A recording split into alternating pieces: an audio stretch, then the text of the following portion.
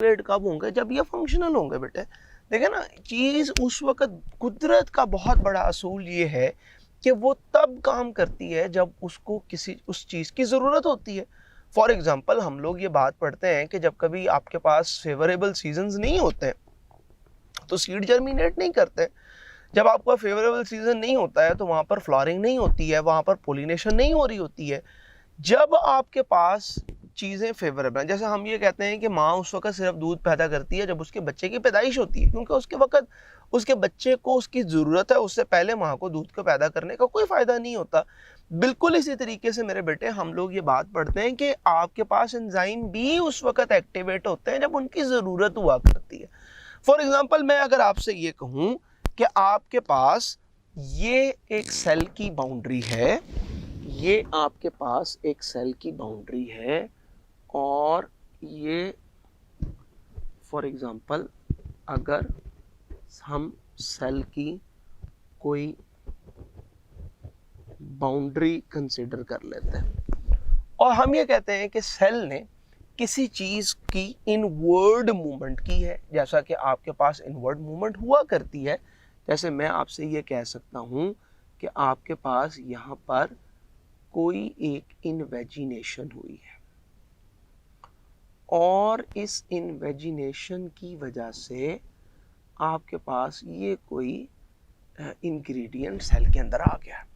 ये जो सेल की इन्वेजिनेशन होती है ना बेटे, this process is actually named as endocytosis.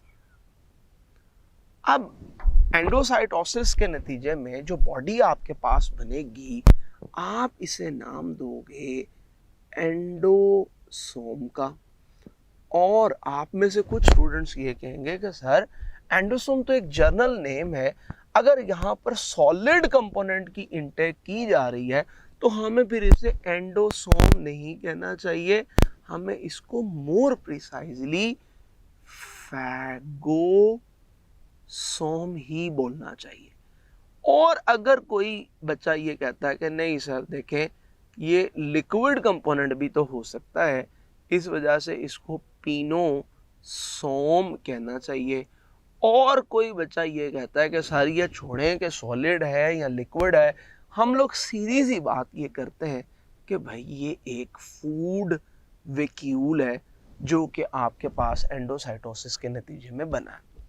और ये जो फूड वैक्यूल आपके पास बना है, हम इस फूड वैक्यूल को मूव करके ले जाते हैं नियर टू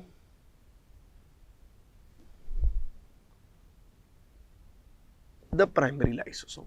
तो ये आपके पास आ गया एक अदद food vacuole, and this food vacuole comes near to the primary lysosome. अब प्राइमरी लाइसोसोम बेटे आपके पास इस वक्त इनएक्टिव है, ये एक दूसरे के साथ फ्यूज करते हैं और इनके फ्यूजन के नतीजे में यहाँ पर जब आपके पास इनकी फ्यूजन होती है, क्योंकि फ्यूजन होना आसान है क्योंकि दोनों लिपिड बाइलेयर की मेम्ब्रेन है, आपके पास जो रिजल्टेंट बॉडी यहाँ पर बनती है इसको हम लोग नाम देते हैं सेकेंडरी लाइसोसोम का।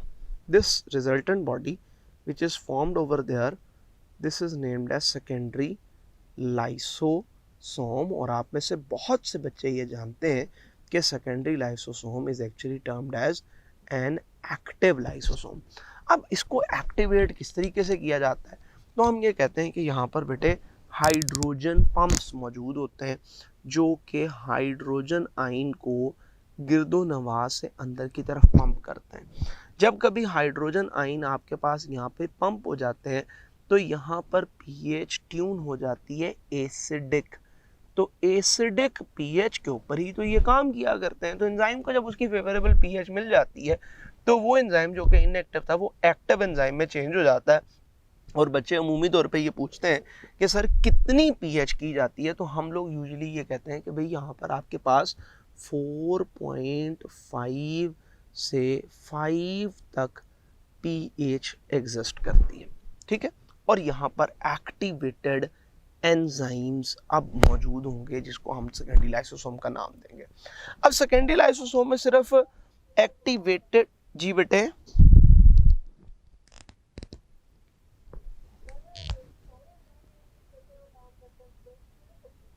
बेटे हम लाइपेज की बात करते हैं कि यूजुअली जो लाइपेजेस होते हैं वो बेसिक एनवायरनमेंट में काम करते हैं, लेकिन हमारे पास ऐसे लाइपेजेस भी होते हैं जो एसिडिक मीडियम में काम करें, ठीक है।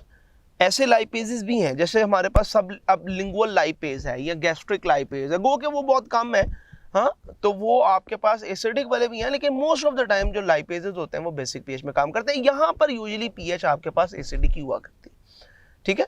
मतलब हम अगर यहाँ पे कहें कि आपके पास यहाँ पर कौन कौन से एंजाइम्स मौजूद हो सकते हैं, तो आप ये कह सकते हो कि भाई यहाँ पर जो आपके पास एंजाइम्स मौजूद होंगे वो एंजाइम आपके पास इन हाइड्रोलिटिक एंजाइम्स के ऊपर बात करें तो आपके पास यहाँ पर मौजूद जो हाइड्रोलिटिक एंजाइम हो सकते हैं वो कोई प्रोटीएजेस हो सकते हैं, ठीक है जी, वो एसिड फॉस्फेटेज हो सकते हैं, वो मेरे बेटे सल्फाटेजेस हो सकते हैं। तो there are many enzymes that may be present. अच्छा, तो हम कहते हैं कि जी ये फूड पार्टिकल था, ये एंजाइम था, एंजाइम ने इसके ऊपर एक्टिविटी शुरू कर दी, वो जिसे आप अभी एक लम्हे पहले ये कहते थे कि ये एक फैगोसोम है, अब आप इसका एक और नया नाम रखेंगे और आप ये बोलेंगे कि जनाब इसको हम चाहते हैं कि अब इसको फैगोसोम तो नहीं कह सकते क्योंकि अब ये लाइसोसोम के साथ फ्यूज कर गया, इस वजह से हम इसे कहते हैं कि this is phagolysosome, right? The secondary lysosome is also termed as phagolysosome. आप कहते हैं कि सर देखें फैगोलाइसोसोम के अलावा भी कोई टर्मिनोलॉजी यूज हो सकती है कि हम चाहें तो वो जो पहले फूड वैक्यूल था अब वो डाइजेस्टिव वैक्यूल में चेंज हो गया, तो हम उसे डाइजेस्टिव वैक्यूल भी कह सकते हैं। इसी तरीके से हम लोग एक बात ये करते हैं कि बेटे ये डिपेंड करता है ना कि हम बाहर से आने वाली चीज को खा रहे हैं, तो हम लोग ये भी कह सकते हैं कि ये आपके पास एक हेट्रोफैगोसोम है, दिस इज हेट्रोफैगोसोम, हम इसको हेट्रोफैगोसोम भी कह सकते हैं। अगर ये मुमकिना तौर पर किसी सेल इंग्रेडिएंट की इनटेक कर रहा होता, यानी अगर मैं आपसे यूं कहूं कि ये आपके पास सेल के किसी माइटोकॉन्ड्रिया को खा रहा होता तो फिर हम इसे बोलते कि ये चूंकि सेल की अपनी ईटिंग कर रहा है तो उस सूरत में हम इसे बोलते कि दिस इज नेम्ड एज ऑटोफैगोसोम, इसको हम फिर ऑटोफैगोसोम बोलते हैं। और इस फिनोमेना को हम लोग बोल रहे होते हैं ऑटोफेजी, ठीक है, कि सेल चूंकि अपनी ही चीजों को खा रहा है इस वजह से उसको हम लोग ऑटोफेजी का नाम देते हैं। मोर ओवर बेटे हम लोग ये कहते हैं कि जब ये डाइजेशन कंप्लीट हो जाती है तो after the completion of that digestion आपके पास एक और बॉडी फॉर्म होती है और ये बनने वाली बॉडी को हम लोग टर्शरी लाइसोसोम का नाम देते हैं। जैसे ये सेकेंडरी लाइसोसोम आपने पढ़ा था तो हम लोग इसको टर्शरी लाइसोसोम का नाम देते हैं। और टर्शरी लाइसोसोम में ना बेटा हमें जितने भी यूजफुल कंपोनेंट होते हैं ना, यूजफुल और डिफ्यूजेबल